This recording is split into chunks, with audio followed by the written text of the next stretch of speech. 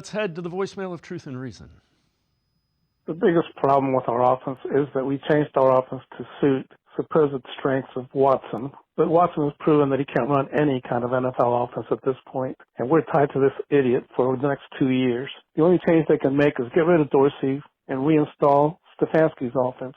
Knowing that Watson couldn't run either one, maybe we could get Joe Flacco and bench Watson. We're going to pay him anyway, but why have him lose games for us? This was the worst mistake that our front office ever made, was to give Watson this stupid contract, which has set the franchise back 5 years, if not longer. I still say draft Quinn Ewers, have him sit behind Flacco for a year, and then put him in there. He's the true future, or someone. Just because he's a rookie doesn't mean you have to play him right away. But we need to do something. This is ridiculous. You're throwing away people's careers here, and you're losing your fan interest. Anyways, thank you. Goodbye.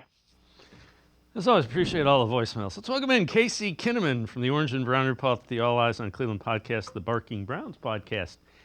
It is a nasty place when the offense looks like it has. I get the Joe Flacco stuff, guys.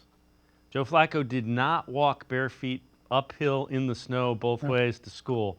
He did play better than Deshaun Watson is. Watson's got to play better. Drafting quarterbacks, we've gone through that. We kicked it when we had the number 1 overall pick with John Dorsey. So, yeah, I don't know if it's the biggest issue, but it's probably the most disheartening issue, is that you changed everything around in the offseason to cater to your quarterback, and it still looks like a square peg in a round hole scenario. So I do agree with the caller there. It definitely feels disheartening. And he says you don't feel like he can run any NFL offense.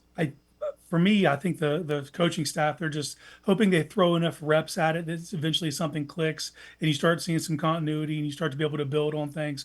But right now, he's right? There's very basic concepts that aren't being executed. So I get where he's coming from, for how it feels. But in regards to drafting a quarterback, like, you do have a first round pick this year.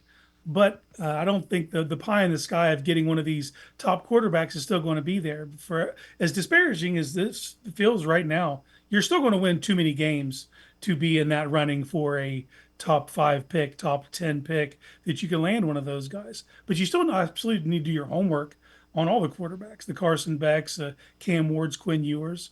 But I think more than likely you're probably going to be targeting an offensive tackle based on where you'll be drafting. yeah, or a wide receiver, or you got some.